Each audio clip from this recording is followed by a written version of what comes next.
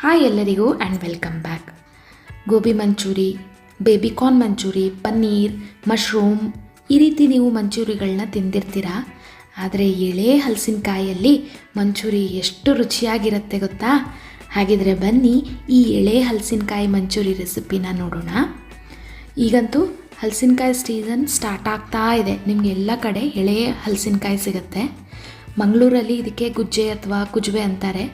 Cut ಮಾಡೋದು ಹೇಗೆ ಈ ಹಲಸಿನಕಾಯಿನ ಅನ್ನೋದನ್ನು ನಾನು ಆಲ್ರೆಡಿ ನನ್ನ ಹಳೆಯ ವಿಡಿಯೋದಲ್ಲಿ ಶೇರ್ ಮಾಡಿದ್ದೆ. ಲಿಂಕ್ನ ಡಿಸ್ಕ್ರಿಪ್ಷನ್ನಲ್ಲಿ ಹಾಕ್ತೀನಿ, ಚೆಕ್ ಮಾಡ್ಬೋದು. ಇದನ್ನು ಈ ರೀತಿ ಸಣ್ಣ ಸಣ್ಣದಾಗಿ ಕಟ್ ಮಾಡ್ಕೊಳ್ಬೇಕಾಗತ್ತೆ. ನೋಡಿ, ಈ ರೀತಿ ಕ್ಯೂಬ್ಸ್ ಆಗಿ ನಾನು ಕಟ್ ಮಾಡ್ಕೊಳ್ತಾ ಇದ್ದೀನಿ.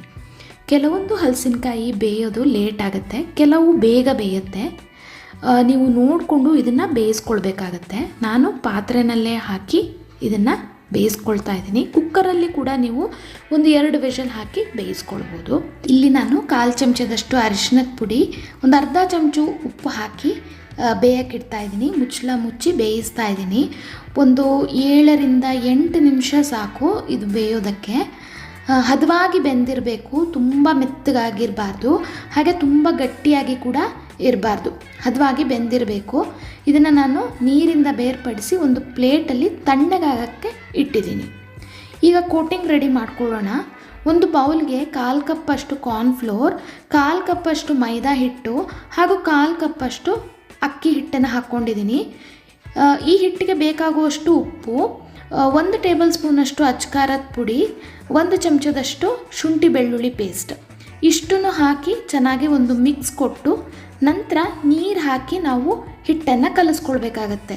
ಹಿಟ್ಟು ತುಂಬ ತೆಳು ಇರಬಾರ್ದು, ಅಂದರೆ ನಿಮಗೆ ಈ ಹಲಸಿನಕಾಯಿ ಪೀಸ್ಗೆ ಚೆನ್ನಾಗಿ ಕೋಟ್ ಆಗಬೇಕು. ಆ ರೀತಿ ನೀವು ಗಟ್ಟಿಯಾಗಿ ಹಿಟ್ಟನ್ನು ಕಲಿಸ್ಕೊಳ್ಳಿ. ಬೇಯಿಸಿದ ಹಲಸಿನಕಾಯಿ ಪೀಸ್ ಏನಿದೆ ಇದೀಗ ಚೆನ್ನಾಗಿ ತಣ್ಣಗಾಗಿದೆ.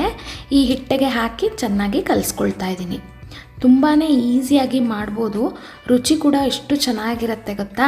ನಿಮ್ಮ ನಾರ್ಮಲ್ ಮಂಚೂರಿಗಿಂತ ಒಂದು ಒಳ್ಳೆ ಟೇಸ್ಟ್ ಕೊಡುತ್ತೆ. ಇದನ್ನು ನಾನೀಗ ಡೀಪ್ ಫ್ರೈ ಮಾಡ್ಕೊಳ್ತಾ ಇದ್ದೀನಿ. ಚೆನ್ನಾಗಿ ಕಾದ ಎಣ್ಣೆಯಲ್ಲಿ ಒಂದೊಂದೇ ಕ್ಯೂಬ್ಸ್ ಆಗಿ ಹಾಕಿ ನೀವು ಡೀಪ್ ಫ್ರೈ ಮಾಡ್ಕೊಳ್ಳಿ. ಎಲ್ಲ ಕಡೆ ಒಂದೇ ಕಲರ್ ಬರೋ ತನಕ ನೀವು ಫ್ರೈ ಮಾಡ್ಕೊಳ್ಬೇಕು. ತುಂಬ ಗರ್ಗರಿಯಾಗಿ ಬರುತ್ತೆ, ಯಾಕೆಂದರೆ ನಾವಿಲ್ಲಿ ಅಕ್ಕಿ ಹಿಟ್ಟು ಹಾಗೂ ಕಾರ್ನ್ಫ್ಲೋರ್ನ ಬಳಸಿದ್ದೀವಿ. ಇದನ್ನು ಹೀಗೆ ತಿನ್ನೋದಕ್ಕೂ ಚೆನ್ನಾಗಿರುತ್ತೆ. ಈಗ ಮಂಚೂರಿ ಮಾಡೋಣ. ಒಂದು ಬಾಣಲೆಗೆ 2 ಟೇಬಲ್ ಸ್ಪೂನ್ ಎಣ್ಣೆ ಹಾಕ್ಕೊಂಡು ಹೆಚ್ಚಿರುವಂತಹ ಈರುಳ್ಳಿ, ಶುಂಠಿ, ಬೆಳ್ಳುಳ್ಳಿ, ಹಸಿಮೆಣಸಿನಕಾಯಿ, ಕರಿಬೇವಿನ ಸೊಪ್ಪು ಇಷ್ಟನ್ನು ಹಾಕಿ ಚೆನ್ನಾಗಿ ಫ್ರೈ ಮಾಡಬೇಕು. ಈಗ ನಾನು ಇದಕ್ಕೆ ಹೆಚ್ಚಿರುವಂತಹ ಕ್ಯಾಪ್ಸಿಕಮ್ನ ಕೂಡ ಹಾಕ್ಕೊಳ್ತಾ ಇದ್ದೀನಿ.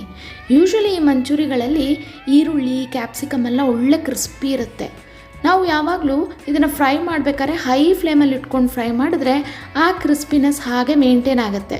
ಇನ್ನು ಸಾಸ್ಗಳನ್ನ ಹಾಕ್ಕೊಂಡಿದ್ದೀನಿ. Soya sauce, tomato ketchup, vinegar, ಜೊತೆಗೆ ಕಾರ್ನ್ಫ್ಲೋರ್ ಸ್ಲರಿನ ಕೂಡ ಹಾಕ್ಕೊಂಡಿದ್ದೀನಿ. ಸ್ವಲ್ಪ ಗ್ರೇವಿ ಕನ್ಸಿಸ್ಟೆನ್ಸಿ ಬರಲಿ ಅಂತ. ನಿಮಗೆ ಡ್ರೈ ಬೇಕು ಅಂತಂದರೆ ಈ ಕಾರ್ನ್ಫ್ಲೋರ್ ಮಿಶ್ರಣನ ನೀವು ಹಾಕ್ಕೊಳ್ದೇ ಇದ್ರೂ ನಡೆಯುತ್ತೆ. ಇಲ್ಲಿ ಧನಿಯಾ ಪುಡಿ ಹಾಗೂ ಪೆಪ್ಪರ್ ಪೌಡರ್ನ ಹಾಕ್ಕೊಂಡಿದ್ದೀನಿ. ಇದು ಒಳ್ಳೆ ಫ್ಲೇವರ್ ಕೊಡುತ್ತೆ. ಲಾಸ್ಟಲ್ಲಿ ನಾವು ಮಾಡಿರುವಂತಹ ಈ ಹಲಸಿನಕಾಯ್ದು ಏನು ಫ್ರೈ ಇರುತ್ತಲ್ಲ ಅದನ್ನು ಹಾಕಿ ಒಂದು ಮಿಕ್ಸ್ ಕೊಟ್ಟರೆ ನಮ್ಮ ಎಳೆ ಹಲಸಿನಕಾಯಿ ಮಂಚೂರಿ ರೆಡಿ ಆಯಿತು. ಕೊತ್ತಂಬರಿ ಸೊಪ್ಪಿಲ್ಲ ಅಂದರೆ ಹೇಗೆ, ಕೊತ್ತಂಬರಿ ಸೊಪ್ಪನ್ನ ಹಾಕಿ ಇದನ್ನು ಬಿಸಿ ಬಿಸಿ ಸರ್ವ್ ಮಾಡಿ ಒಳ್ಳೆ ಟೇಸ್ಟಿಯಾಗಿರುತ್ತೆ.